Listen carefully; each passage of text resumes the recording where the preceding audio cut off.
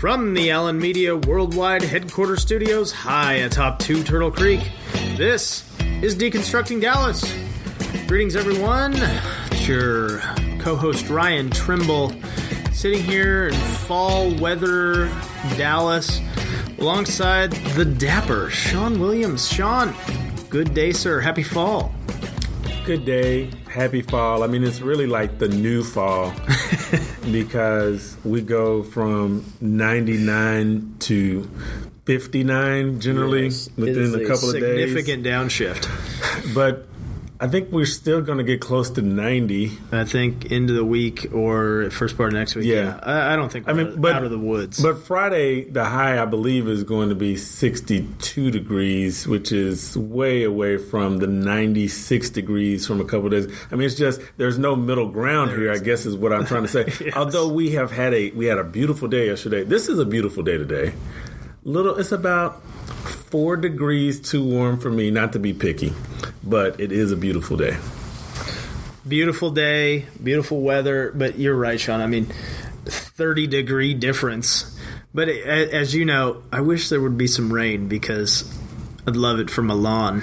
I know. We have heard about you not getting any rain on your lawn for like 3 straight months now. And, That's right. And it continues to be apropos that you can issue that line because we can never seem to get any rain. A classic dad line that you and I share an affinity for, Shawn. But, Shawn, in Dallas, fall, even though it's 100 degrees out for most of the fall, it means State Fair of Texas time. State Fair of Texas is one of our greatest traditions in this city, and at times the State Fair can be a little controversial. However, for me, give me the turkey corn dog, give me jack fries, give me the fried collard greens and fried Oreos, and I'll be a happy camper. Well, Mrs. Trimble, being a good DFW native, also loves a fair.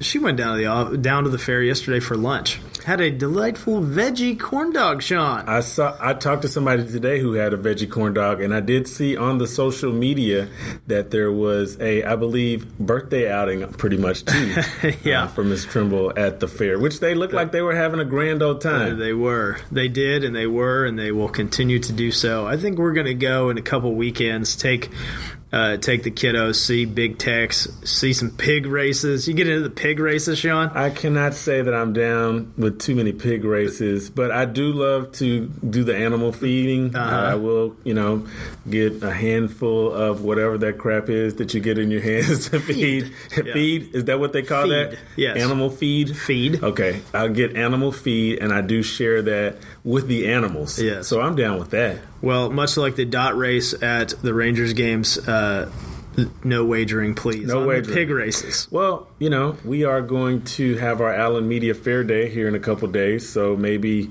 we can go and, get a little action, a little side action. Yes, and I'll get you some feed for the animals. I'm down. I mean, a whole, maybe 2 cups of feed can go a long way in the animal shed. Yeah. So, but I'm totally in on the State Fair. I will go, which I haven't been yet. And it's surprising. I know. You are a strong fair P1, my friend. Which means I'm going to have to go like every day for probably this whole weekend. I for sure going Thursday and Friday, and one more day during the weekend I will have to go because I am totally in on the fair. Yeah, you are locked in. I'm a got to Texas as fast as I could kind of guy. Absolutely. And I married into fair fandom. Mm-hmm. So, I mean, hey, look, I have a great time. It's fun. But I guess I just don't share the same, born in Texas passion for it, although it is a great thing. I mean, it's super fun. And it does go back. I mean, I don't remember going to the fair until, and I know that I did. I know my mom brought me here, but I don't really remember until I started going to the Prairie View Grambling game, like in the mid '80s. And so those are like my real, true earliest memories of the Cotton Bowl when it was, awesome. Shall I say, in not as good shape as it is now. Less capacity. It was less capacity, less seats, good seats, less toilets, less everything, less scoreboards. It was, but it was always a great game. the bands were good, and the fair was memorable. But, those are my earliest memories of the fair. And so I guess over the last 30-odd years. You're speaking of the house that Doak built, right, Shawn? It is. I mean, it's where the Cotton Bowl, when it used to be played in the Cotton Bowl, back in those days. I would say one thing that I saw on social media that a lot of people did not know, that I did know, that has been a big part of my fair experience is that your coupons last until the next year, or they last forever. Yeah, that's right. They do not expire. And so if you leave, and maybe I'll just hang out at the end of right before you go out, because people will give you, I'm leaving. Do you want my coupons? Yes, I will take those. Darn right. And I'll save them until next year when I can use them. I like to go into the fair with a little stash of 20, 30 coupons ahead of time. That is happening in our household as we speak. Shawn. Well, at the State Fair, one of the most beautiful buildings on the grounds is the Hall of State. And being on the board of the Dallas Historical Society, I am very honored to be one of the custodians of the building as a board of trustee. And we are very glad today to have the opportunity to talk to the executive director of the Dallas Historical Society, Mr. Karl Chiao. Yeah, really excited to jump into today's interview, Shawn. Karl, great man. He's got big energy, great vision for the Dallas Historical Society. And thank you, sir, for your service on the board. It's important stuff. Well, that's what we do here, right? We are servants here on Deconstructing Dallas. And, there are so many great pieces of Texas history that exist at the Hall of State and at the Dallas Historical Society. It's not just Dallas artifacts, but throughout the state of Texas. And so I am excited to have Karl come on and share that with us. So we're going to take a quick break, but right after that, we'll be back with the Executive Director of the Dallas Historical Society, Karl Chiao. So hang with us, and we'll be right back.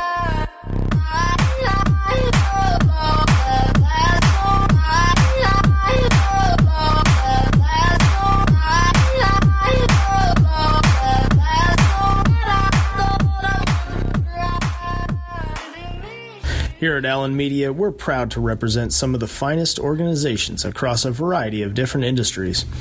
And we're proud to welcome Pape Dawson Engineers to that list of outstanding firms. Pape Dawson is one of Texas's finest and most respected engineering firms, and now the company is expanding its presence here in Dallas. Whether you're looking for civil engineering, transportation, water resources, environmental, or surveying projects, Pape Dawson has the experience needed to get the job done. What's more, Pape Dawson is committed to responsible corporate citizenship in the communities they serve. So if you need an engineer, do yourself a favor and call my friend Brad Davis here in Dallas at 214-420-8494 today. And tell him Ryan told you to call. Pape Dawson, where the people make the difference.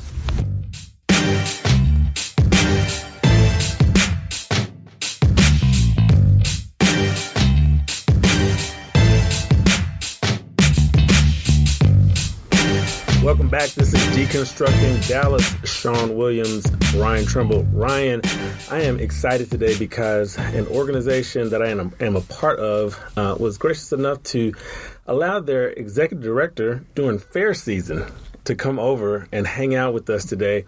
We want to welcome Karl Chiao, who's the executive director of the Dallas Historical Society. Karl, welcome to Deconstructing Dallas. Thank you very much. Thank you all for having me here. It's a pleasure. Yeah, Karl, for a lot of people, they don't know, and even for me, before I became a member of the board of directors, you get confused between Dallas Historical Society, Preservation Dallas, a lot of groups doing a lot of wonderful things, but I've personally been drawn to the mission of the Dallas Historical Society. So can you kind of tell our listeners exactly a little bit about the organization? Absolutely. So, as you mentioned, there's plenty of historical groups around Dallas, like Preservation Dallas, which deals with physical buildings. There's Dallas Heritage Village, which deals with their little part of town. The Dallas Historical Society, we're the main keepers of Dallas history, and what we really do is we're collectors of the art of the archival works, 3D objects that have come through Dallas. So, for instance, we have a collection of over 3 million items here at the Hall of State. In Fair Park. That's our home.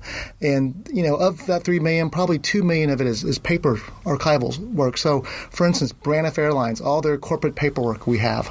We've got telephone directories. We've got, things that go back to the 1890s. But we also have the Dallas Founding Family's Bible, the Bryan Family Bible. Because we took that building over in 1938, right after the World Expo in 36, we took over a lot of stuff that was brought in for that Texas Centennial. So we have a lot of Texas historical items as well. A lot of stuff related to the Alamo. We've got Davy Crockett's pistol from the Alamo. We've got Santa Ana's spurs. We've got the battle flag from the Battle of San Jacinto that was outside of Santa Ana's tent. That's great. So we've collected a lot of Dallas and Texas history, and what our goal is to exhibit it, preserve it, educate future generations about the history of Dallas and Texas. Now, Karl, I think it takes a unique person to come into this role. Tell us about your background. How did you find yourself as the executive director? It's very interesting because I've done a lot of stuff in town. I'm a collector by nature. I'm an attorney by training. I went to SMU Law, practiced for a couple years. Pony up, right? 5-0. And then I took over the family office, which was a real estate development family office, and built a golf course resort in Florida. So, I've got construction development background. I left that in 2005 to go run a car dealership because I was buying a lot of cars at the time and collecting them. And so I got asked to be the sales manager of the Bentley Maserati Rolls-Royce store in Dallas, which isn't really a car job. It's more like a banking job. Hours are pretty lenient. But while I was there, I met a lot of other Dallas collectors. I mean, guys who collect cars or, it's kind of this gene. You either have it or you don't. Sure. So I did that until 2008 when the world kind of crashed. And in 2010, I went to go start the Trust and Estate Department for Heritage Auctions. So Heritage Auctions is the third largest auction house in the world. Sure. But they're only a 40-year-old company. They didn't have all the estates that they wanted. When people passed away, they'd send their stuff straight to Christie's and Sotheby's. Mm-hmm. And Heritage was like, we need to get people to send stuff our way. Yeah. So I went to start this department for them. So I spent most of my time going after collections. During that time, I've served on a lot of boards around town. I was on the Dallas Summer Musicals board. I was on the Dallas Film Festival, really involved in the arts. And one of the board chair of Historical Society said, "Hey, Karl, why don't you come over and join our board, and you can chair the collections committee. We have a collection of over 3 million items. You kind of know how to manage collections." So I've been on this board for 6 years. I've chaired collections for 3. I chaired development for a couple of years. And last year, we needed a new executive director. And we're in the middle of a bond package with the city. Sure. So I figured, you're looking for development background. You're looking for people who have collections background and someone who knows the organization. Because if we were to go hire outside, it would be a 6-month learning curve for the new director. And I know the staff, and I've been doing this. So I thought, I'll take this over and I'll run it. So a year later, here I am having a blast. And, we're making a lot of strides in not just the building itself, but, we've bumped staff up from 5 people to 11 now. When I started, there was only 5 people taking care of this 3 million piece collection and the Hall of State. So we were very short-staffed. So, Karl, you've mentioned the Hall of State and you mentioned the bond package. And I know, per your words, you consider, and rightfully so, the Hall of State is the third most significant building in Texas. Yes, that's what you say, right? I call it the third most historic building in Texas. Yeah, right. So behind which? The Alamo and then the state capitol. Okay. So, but there's a lot of improvements that are needed to the building. It's a beautiful building, and I'd encourage folks when you're out for the state fair to definitely drop by just to see the beauty of the building. But what based on the bond package, what will people see? What will people be able to notice once we start seeing improvements to the building itself? Well, a little different than the last bond package we had, where it was mostly internal stuff that you couldn't see. This bond package, we are going to completely clean the outside of the building. We're going to restore it to the glory it had in 1936, because that building used to be shiny white building, and now it's got a lot. It's pretty dark in certain places, and water stains and whatnot. So that's all going to be fixed. So when you walked up to it, it's going to be a whole different building. Also, the interior, there's some roof issues where the ceiling has been damaged by water because we've had a lot of humidity issues, and so that's all going to be repainted, restored. So it's a pretty big deal. This bond package was $14 million. We could probably use another 15 in addition to that because the artwork's in there. It's got 2 of the largest paintings on canvas in the world, murals on canvas in the world.